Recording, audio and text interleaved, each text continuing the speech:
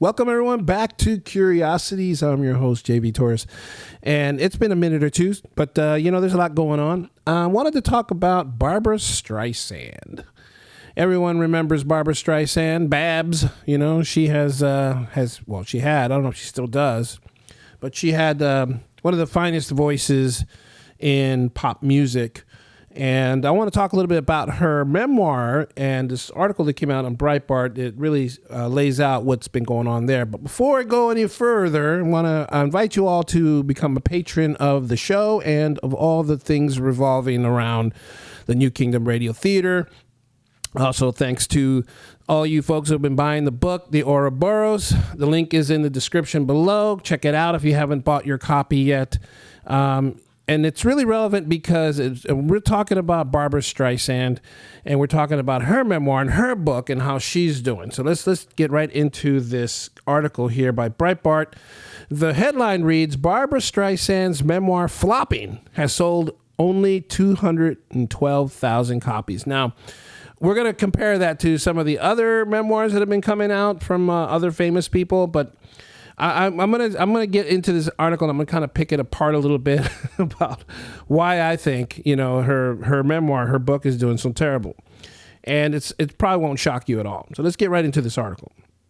It says, despite heavy promotion by Babs herself, Barbra Streisand's memoir, My Name is Barbra, is flopping with readers, having reportedly sold 212,000 copies since its release in November. Now, you would think somebody with such a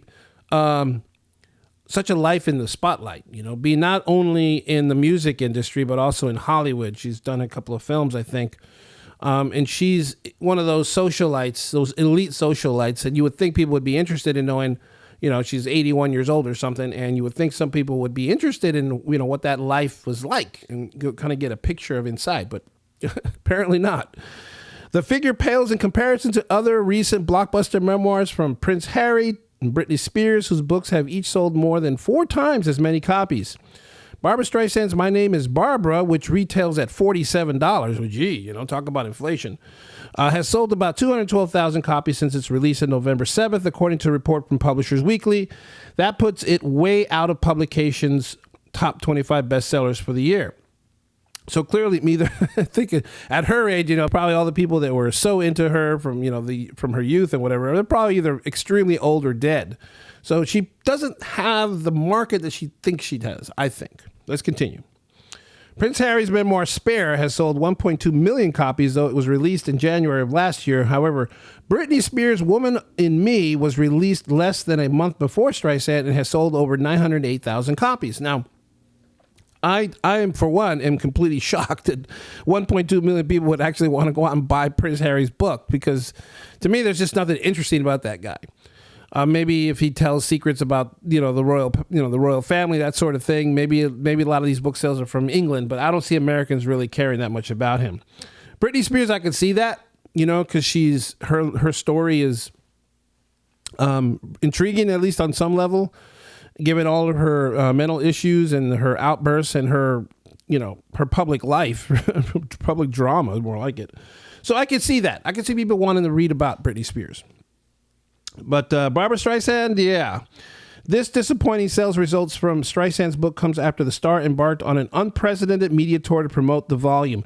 So here, I think, is where we're going to get to the nuts and bolts of this issue with her and her books, her lagging book sales, or non-existent book sales, really. I mean, Jesus. My Name is Barbra, which weighs in at nearly 1,000 pages, gets unabashedly political in certain passages. Now we're getting to the meat of this issue. Everyone who's been keeping an eye, or at least somewhat, on her political stance can tell you that she's clearly all the way left, as far left as you can go. And I'm sorry, but a lot of people are turned off by that. You gotta have balance somewhere politically. And if you're gonna be someone in the public eye, someone who's trying to appeal to the masses to go out and purchase your book, and you're basically calling them all morons all the time, I mean, I'm sorry, people aren't gonna buy your book. I'm just telling you. You're gonna be insulting your target audience. They're not gonna go out and buy your book. I'm sorry, they're just not gonna do that. Streisand describes former President Donald Trump as completely unfit to be commander-in-chief, while simultaneously praising her friends Bill and Hillary Clinton as the most appealing people. I guess she was okay with the whole Jeffrey Epstein Island thing and the, all the pedo stuff and, torturing children and doing all kinds of horrible things to children. I guess she's okay with that, I guess.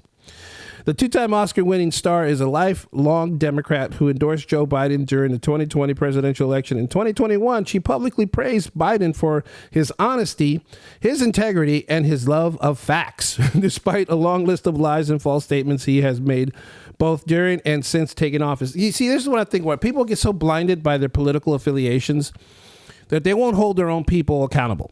And I think that's one of the biggest issues in politics right now. People just in general, like myself, I'm an independent. Proud independent, actually. And, you talk to people that are on the Democrat side, you talk to people that are on the Republican side and libertarian and whatnot. And sometimes they are they're party first and then individual second, if in a distant second at that. When you look at someone's character and you see how terrible they are and how they behave, I could go down a list of a bunch of Democrats that have done some pretty horrific things.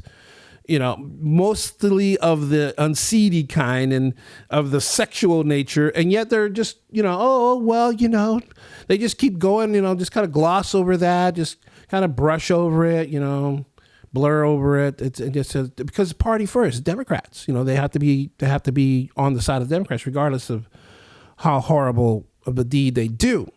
And I'm sorry, but nobody really thinks that Joe Biden is, that he loves facts. Everybody knows the guy's a liar. I mean, he's been a lying politician for over 50 years. And anyone who thinks otherwise, you're either in a cult or you're just in complete denial. I'm sorry, but anybody who thinks that is crazy.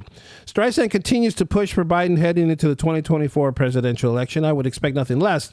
She recently said she can't live in this country if Trump is reelected, adding that she thinks Biden has done a good job despite a crushing economic conditions for American families and was breaking out around the world. Yeah, I can totally attest to this. I mean, like many other of my American countrymen, I'm struggling too with finances, just like anyone else would. I would like to have a little bit more freedom, a little bit more cap room, if you will.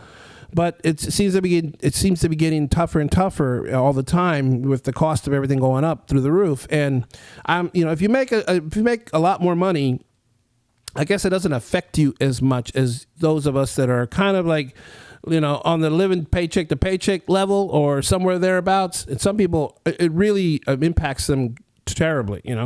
So if you're looking for those people to go out and spend $47 on a memoir where you're just going to basically bash them. And let's not forget, half the country is for Trump, whether you like that idea or not. And you can be disagreeing with that all you want. But there's a reason why that man is, the GOP frontrunner and he has garnered so many votes because a lot of people believe in what he says. And if you're going to alienate half the country that way, clearly they're not going to come out and buy your book. So I don't take that kind of political stance. I'm more than happy for anyone with whatever political affiliation you have to go out and buy my book, The Ouroboros. It is not political. I mean, there are mentions of a little thing here and there, but it is largely a fiction. It is largely just a made-up story, and I hope that you will take the time to read it. It's quite thrilling. A lot of people have been giving me a lot of good feedback on it. Hopefully, you'll consider that.